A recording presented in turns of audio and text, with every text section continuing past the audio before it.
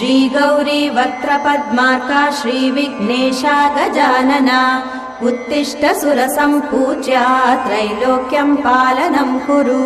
श्रीगौरी वक्त्रपद्मार्का श्रीविघ्नेशा गजानना उत्तिष्ठ सुरसम्पूज्या त्रैलोक्यं पालनं कुरु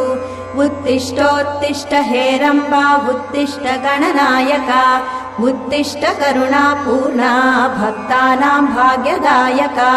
उत्तिष्ठोत्तिष्ठ हेरम्बा उत्तिष्ठ गणनायका उत्तिष्ठ करुणापूर्णा भक्तानां भाग्यदायका श्रीयाकुवाहन शिवात्मज दिव्यगात्रा श्रीभिन्नदन्तधनुजान्तक सूक्ष्मनेत्रा सर्वार्ति दुःख शमना फणिराजसूत्रा